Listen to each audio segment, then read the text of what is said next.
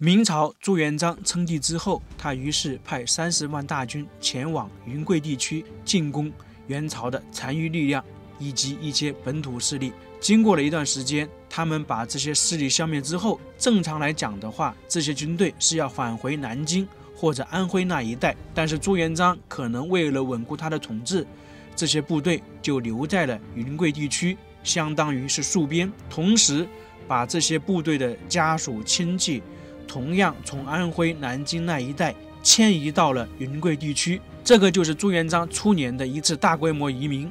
其实在明朝初年有很多移民，一种是这种军队移民，一个还有就是普通的移民。我们上次去的山西大槐树移民，当时从山西往全国各地的移民大概有上百万人，持续的时间将近50年。所以我们经常会说你是哪里人，我们老家是山西大槐树。现在呢，仍然有很多人会去那里寻根问祖。当时在贵州这一块，军队的居住地称为屯，移民的居住地称为堡，所以他们的后裔呢就叫做屯堡人。像现在贵州安顺这一带，很多人仍然称之为屯堡人，就是当时那些移民以及军队的后代。尽管说600年过去了，但是当地人他们的生活方式、建筑、服装基本上沿用了600年前明朝汉族的那种规格形式。所以我们来到贵州安顺这些屯堡啊，经常能看到一些中老年人，他穿的服装比较独特，那就是明朝一直传承下来的。所以说明朝的文化呀，在贵州能够看得很清楚，因为确实他们这里保存的比较完整。我们今天来的这个地方呢，叫做天伦屯堡，这里呢就是一个典型的屯堡文化。天伦屯堡当时是贵州去云南的一个咽喉之地，算是滇黔古道上面一个非常重要的驿站。从云南到贵州，贵州到云南，在当时来讲，这个应该算是一条必经之路。那么作为一个这样的重要的地方，明朝初年在这里以及周边有大量屯兵，它既是一个重要驿站，同时呢也是一个商贸重镇。在明朝初年呢，很多重要人物都在这里留下了深厚的足迹。大家如果听过一个人，就是明朝首富，当时也可以称之为世界首富沈万三，就在这个天伦屯堡生活了3年的时间。走进这个天伦屯堡啊，仿佛走进了梦的巷子。以前的城市跟我们现在不一样，在当时它是由各个主巷子、小巷子组成。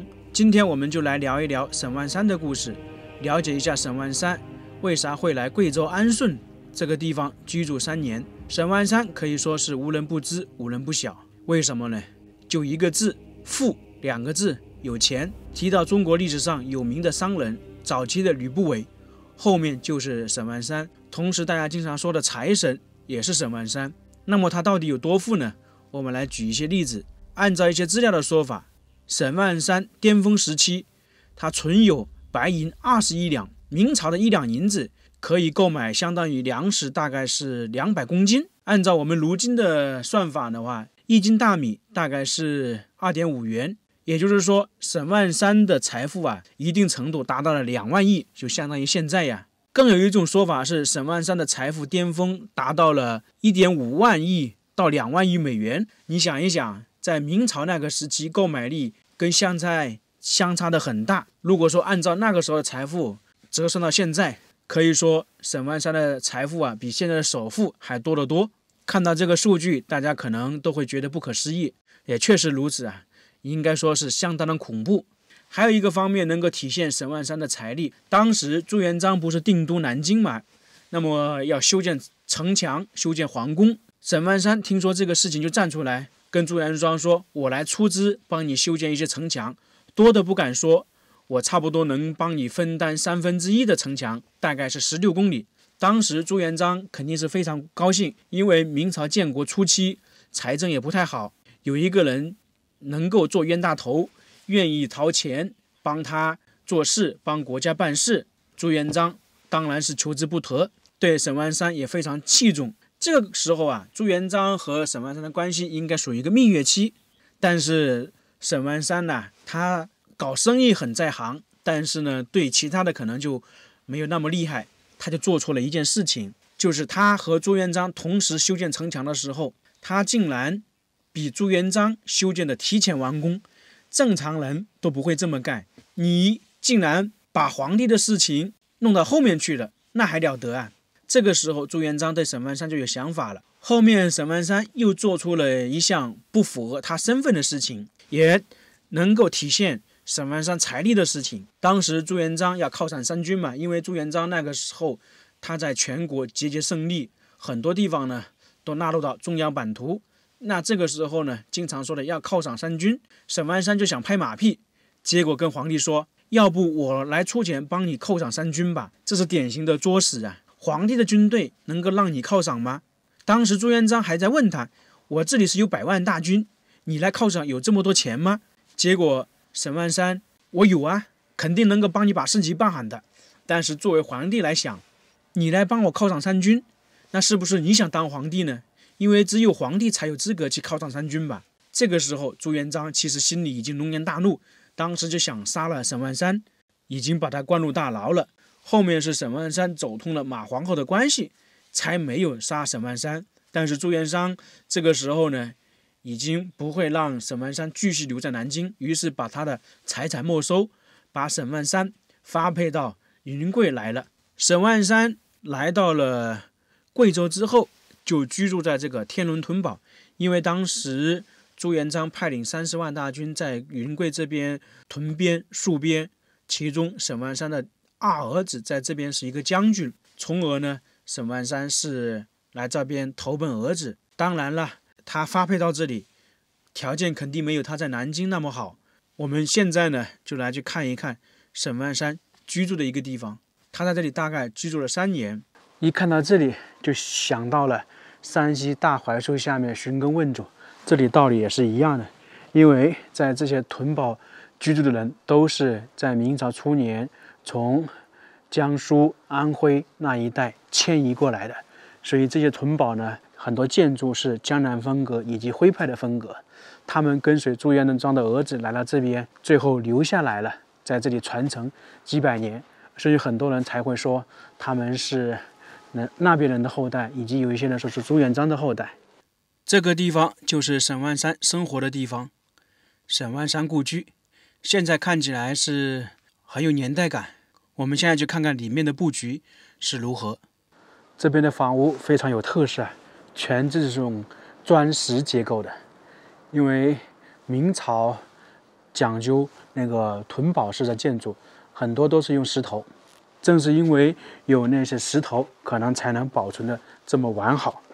沈万三当时就居住在这些地方，现在看起来是比较普普通通的，在当年呢，估计只能说相对来说稍微好一点，因为他毕竟算是发配过来的，肯定没有他在南京的那个宅院那么豪华，就简单的几间普通的房屋。因为当时朱元璋派几十万来屯兵贵州，那么整体来说大家的条件都不会太好。客厅这个就是沈万三以及他的儿子当年来这里接待客人的地方，看起来是比较简陋吧，因为在当时可以说是大力发展建设贵州。你像这里有天伦屯堡，附近呢还有云山屯，很多很多。像这边比较有名的万山茶，就是沈万三搞的。现在去他的卧室看一下，他居住的环境可能也算是一般。这里面有一个沈万三的雕塑，传说沈万三就是长这个样子，这是他后代贡献出来的，不知道是真是假呀？大家觉得会不会像？来他的房间看一看，现在只能看到一张床，这房间也很小，可以说跟他当时在南京的那个豪宅是天壤之别啊。因为身份不一样了，他在南京的时候能够说给朱元璋建1/3的城墙，但是到了这里已经没有钱财了，所以他只能简单的住在这个地方。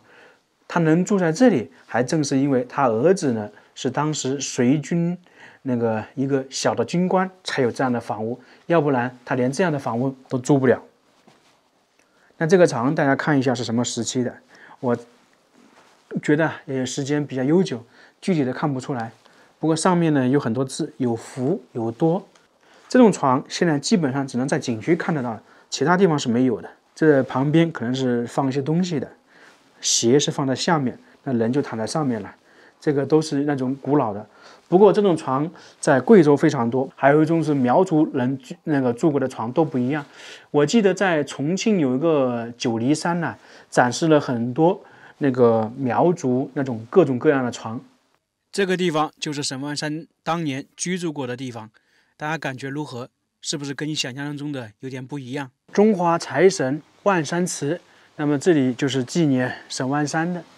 天下巨商沈万三，那中间这个属于财神，应该也就是说的沈万三吧。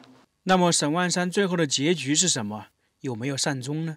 来到这个地方之后，他因为也了解到还没有让朱元璋打消疑虑，于是呢，他就和他的第二个儿子苦思冥想，要到底怎么才能保住自己。于是呢，求教张三丰，以及呢聘请当时比较有名的医生啊，共同研制一些茶，奉献给朝廷的王公贵族日常使用，从而确保后代不会再受打压。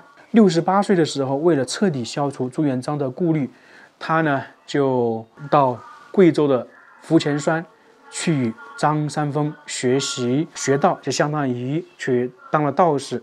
到了这里，朱元璋才算是真正放弃了对沈万三的打击。在1394年，沈万三去世。沈万三最早去世的时候是安葬在贵州，后面呢又迁移到他老家去了。所以贵州为什么有沈万三的故居，总体就是这么由来的。